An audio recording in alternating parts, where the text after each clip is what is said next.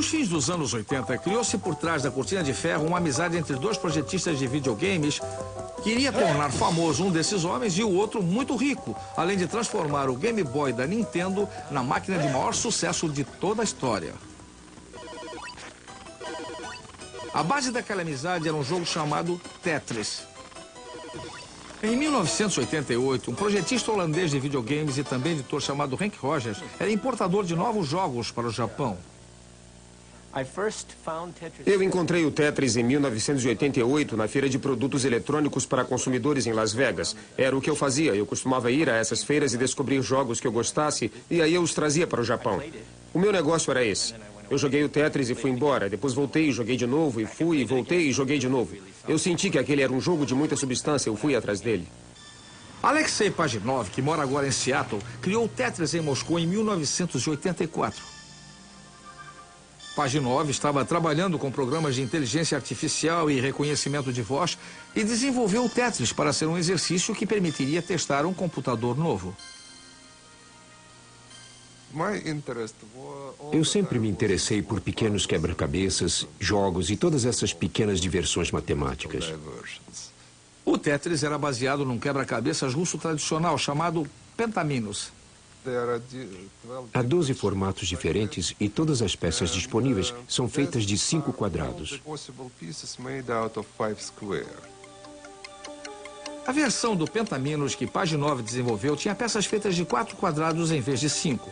Ele deu o nome de Tetris por causa da palavra grega tetra, que significa 4. Depois eu escrevi o procedimento que gira tudo em 90 graus.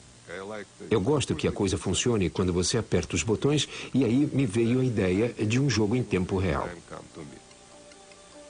A ideia genial de Pajitnov foi transformar o Tetris numa corrida contra o tempo. As linhas completadas eram eliminadas da tela, o que permitia que se jogasse continuamente e indefinidamente. Mas à medida em que as peças desciam mais e mais depressa, o desafio ficava progressivamente mais difícil. Quando o jogo acelera, a mente não consegue mais raciocinar naquela velocidade. Talvez seja o subconsciente que esteja jogando Tetris, mas está jogando mais depressa do que você consegue. É assim como um atleta que vai além de seus limites. Chamamos isso de zona. O Tetris se espalhou pelo bloco soviético até a Hungria, onde foi descoberto por Robert Stein. Stein seguiu para Moscou, onde se encontrou com Alexei Pajitnov e negociou uma licença para editar o jogo. Por alguma razão que eu desconheço, ele me deu o Tetris original. E a licença me autorizava a editar e publicar o jogo de todas as maneiras. O Tetris transformou-se na maior sensação do Ocidente desde Space Invaders. Quando o Tetris chegava ao escritório, a produtividade caía a zero. Ele acabou sendo banido. Henk Rogers lançou no Japão uma versão do jogo para o aparelho doméstico da Nintendo. Lançamos o Tetris no Natal de 88. Acabamos vendendo 3 milhões de unidades. E foi nesse momento que Henk Rogers foi autorizado a dar uma espiada no Game Boy da Nintendo. Eu disse, acho que tem o jogo perfeito para o Game Boy. Mas Rogers enfrentou uma forte concorrência do Robert Stein para conseguir garantir o direito à venda do Tetris para aparelhos manuais. Eu descobri esse produto, por que não posso vendê-lo? Peguei o primeiro avião. Sem saber, Rogers e Stein voaram para Moscou exatamente no mesmo dia. Eles ficaram no mesmo hotel, mas nunca se encontraram. A televisão não funciona, nem o rádio. Aquilo confirmava a ideia que todo mundo tinha de como eram as coisas atrás da cortina de ferro naquela época. E era assim mesmo, era meio assustador. Rogers foi para Moscou sem saber nada sobre a União Soviética e sem saber falar russo. Ele sabia que estava procurando por uma entidade chamada Elorg e mais nada. Ficou surpreso quando conseguiu contratar com grande facilidade uma intérprete que falava inglês perfeito. Seu nome é Ala. Todos esses caras são agentes da KGB. Não há possibilidade de um intérprete estar lá esperando para ajudar alguém a fazer negócios. Este é o prédio, não é? É, esse é o prédio. Todas as reuniões tinham de ser aprovadas pela KGB e, é claro, eu apareci do nada. Finalmente, o Sr. Belikov desceu e eu expliquei a ele que eu havia publicado o Tetris no Japão. E ele disse, em que máquina foi isso? E eu disse que tinha sido para a Nintendo. E aí ele falou, mas nós nunca autorizamos ninguém a vender isso. E eu pensei que estava com um problema sério, porque... Bem, durante uma boa parte do tempo, no início, ele me considerava um pirata. Mais tarde, naquela mesma manhã, Roger se encontrou com Alexei Pajitnov. O nosso convidado era o Sr. Pajitnov, famoso em todo o mundo. Mundialmente famoso. Mundialmente famoso por quê? Porque no Eu mundo... sou Alexei Pajitnov.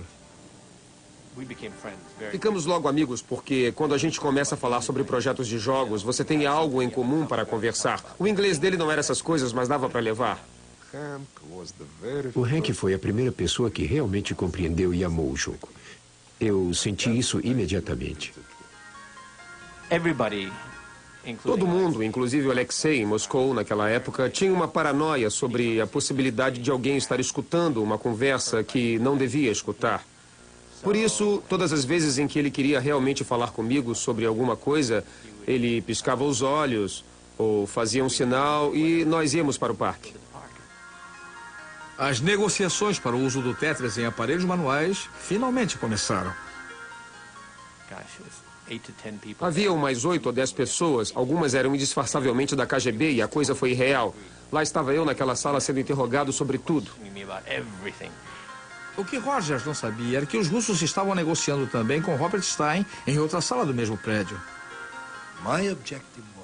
O meu objetivo era tentar conseguir o máximo em licenças, tudo o que ainda havia para conseguir. Sem que nenhum dos dois soubesse, o presidente da Associação dos Editores da Inglaterra, chamada Mirrorsoft, estava também em Moscou. Ele era Kevin Maxwell, filho do magnata de jornais Robert Maxwell.